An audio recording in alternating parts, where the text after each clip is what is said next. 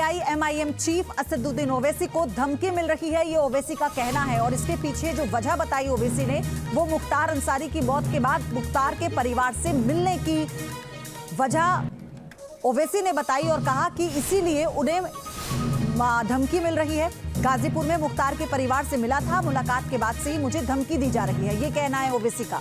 ये बड़ी खबर इस वक्त आपको हम बता रहे हैं। असदुद्दीन ओवैसी जो मुख्तार अंसारी की मौत के बाद कई बार बयान दे चुके हैं, परिवार से मिलने पहुंचे थे, सांत्वना देने के लिए, मौत को लेकर भी सवाल उठाए थे ओवैसी ने, और इसकी सही जांच की मांग भी ओवैसी की तरफ से की गई थी और परिवार के साथ वो खड़े हैं, ये भी ओवैसी ने कहा था। उत्तर प्रदेश गया, मुख्तार अंसारी के घर को गया, तो उसके बाद से सोशल मीडिया पर ये तमाम के तमाम बांखड़े पहलवान शुरू हो गए, तेरे को मार देंगे, पूरे के पूरे। अरे भाई, मैं अखलाक के घर को भी गया था, मैं जुनैद और नसीर के घर को भी गया था जिनको जिंदा जला दिया गया घाटमिका के। मैं उन लोगों से कहना चाह रहा हूं जो मुझे धमकियां दे रहे हैं, एक बात याद रखो, मैं जिस दीन पर चलता हूं ना, मैं उनसे मुखातिब हूं।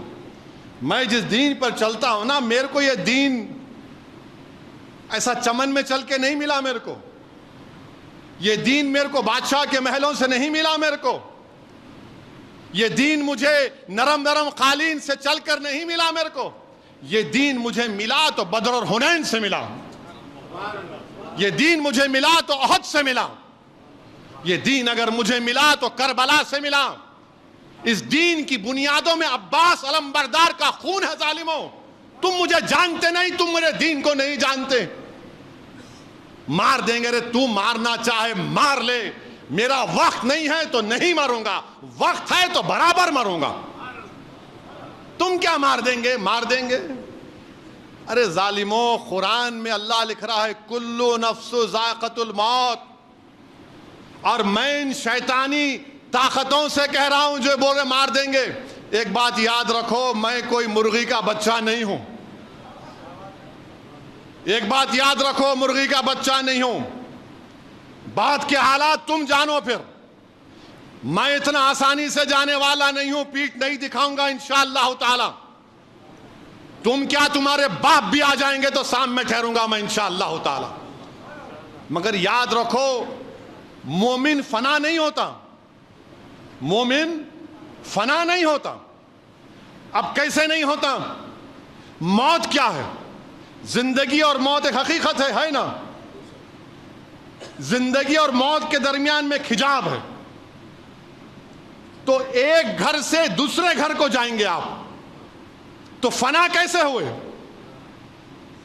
एक घर से दूसरे घर को जा रहे आप और हम, तो फना कहां से हुए? तुम फना हो जाओगे, हम फना नहीं होंगे इंशाअल्लाह ताला। तुम्हारी नस्लें फना हो जाएंगी, हम फना नहीं होंगे। हम एक घर से दूसरे घर को मुंतकिल होते। मुस्तदराक एक हदीस की मशहूर किताब है। उमर बिन अब्दुल अजीज रदियल्लाहु ताला अन्हु कहते हैं कि आखिरत की जिंदगी की तैयारी करो। मोमिन फना नहीं होता, वो एक घर से दूसरे घर को जाता, एक घर से दूसरे घर को जाता है। तो मौत से डरना नहीं है, मगर डरना इस बात से कि मौत के बाद क्या होगा। जब खबर में जाएंगे, जब हिसाब किताब होगा, जब पूछा जाएगा, जब तुमसे और हमसे पूछा जाएगा, और इंशाअल्लाह ताला जब हमको रसूलुल्लाह सल्लल्लाहु अलैहि वसल्लम का चेहरे मुबारक दिखा जाएगा, तो हम पुकार कर कहेंगे ये मेरे आका हैं, इंशाअल्लाह मैं इनका उम्मती हूं, ये मोहम्मद सल्लल्लाहु अलैहि वसल्लम है। हम एक घर से दूसरे घर को मुंतकिल होते। मारना है मारो, क्या करना है करो। तुम जहर दे के मारे, उन्हों शहीद हो गए। तुम जहर दे के मारे, उन्हों शहीद हो गए। तुम 2 फीट के से गोली मारे, वो शहीद हो गए। और शहीद तो कुरान में अल्लाह बोल रहा है, इनको मुर्दा मत कहो। तुम जब मरोगे तुम मुर्दा रहोगे इंशाअल्लाह। तुम जब मरोगे तुम मुर्दा होगे, मैं मुर्दा नहीं रहूंगा, मैं मोमिन हूं, घर तब्दील करूंगा। किसी एक शायर ने एक अच्छा शेर कहा था, मेरी जिंदगी का मकसद तेरी दीन की सरफराजी। میری زندگی کا مقصد تیرے دین کی سرفرازی، میں اسی لیے مسلمان، میں اسی لیے نمازی۔ میری زندگی کا مقصد تیری دین کی سرفرازی، میں اسی لیے مسلمان، میں اسی لیے نمازی۔ کسی ایک عاشق رسول نے بڑا اچھا کہا موت خبر کے بارے میں، کفن کے بارے میں۔ اب میں ان ظالموں سے کہہ رہا ہوں کہ پس مردن فرشتوں نے جو تلاشی لی تو بھلا کیا نکلا؟ پس مردن فرشتوں نے جو تلاشی لی تو کیا نکلا؟ فقط ایک دل کے گوشے سے خیال مصطفیٰ نکلا۔ پس مردن فرشتوں نے جو تلاشی لی تو بھلا کیا نکلا؟ فقط ایک دل کے گوشے سے خیال مصطفیٰ نکلا۔ یہی ہوگا میرے سے بھی انشاءاللہ، ہم تمام سے ہی ہوگا انشاءاللہ تعالیٰ۔ پس مردن فرشتوں نے تلاشی لی تو کیا نکلا؟ فقط ایک دل کے حصے سے خیال مصطفیٰ نکلا۔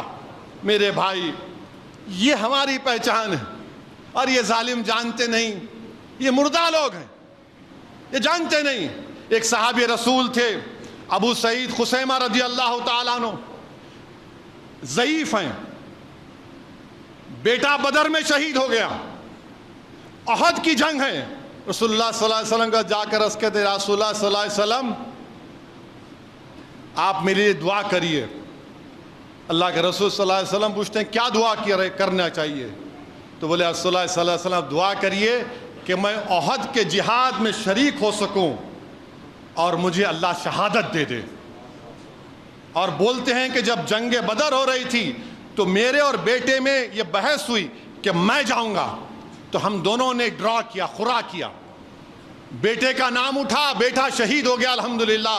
اور کہتے ہیں ایک ضعیف باپ کہتا ہے رسول اللہ صلی اللہ علیہ وسلم میں نے رات میں اپنے بیٹے کو خواب میں دیکھا جنت میں، اور کہہ رہا ابا جان جلدی آؤ میں آپ کا انتظار کر رہا ہوں۔ ارے ظالموں، ہم کو اسلام ایسے ملا۔ اللہ کے رسول صلی اللہ علیہ وسلم ان کے لیے دعا کرتے ہیں، وہ شہید ہو جاتے ہیں۔ حضرت انس رضی اللہ تعالیٰ عنہ احد کی جنگ میں ایک اور واقعہ کہ ایک صحابی رسول آ کر رسول اللہ صلی اللہ علیہ وسلم عرض کرتے ہیں یا رسول اللہ صلی اللہ علیہ وسلم میری صورت اچھی نہیں ہے، میرے وجود سے تھوڑا بدبو آتی، کیا اگر میں کل شہید ہو جاؤں تو اللہ کیا دے گا مجھے؟ اللہ کے رسول صلی اللہ علیہ وسلم فرماتے ہیں اگر تو جہاد میں شہید ہوگا تو اللہ تجھے جنت دے گا، تو شہادت کے اعلیٰ مقام پر پہنچے گا۔ وہ جنگ میں حصہ لیتے، شہید ہو جاتے، جب ان کی لاش کو دیکھتے ہیں تو چہرہ نورانی ہو جاتا، جسم سے خوشبو آتی ہے، اور رسول اللہ صلی اللہ علیہ وسلم فرماتے ہیں کہ جنت کی حوریں اس کے استقبال کے لیے کھڑی ہوئی ہیں۔ تم ہم کو مارتے، مارو پیارے، کون روک رہا تم کو؟ میری زندگی اللہ لکھ دیا ہے جب میں اپنی ماں کے پیٹ میں تھا، میری ذلت، میری عزت، میری رزق، سب چیز اللہ لکھ چکا ہے، تم کیا لوگے مجھ سے؟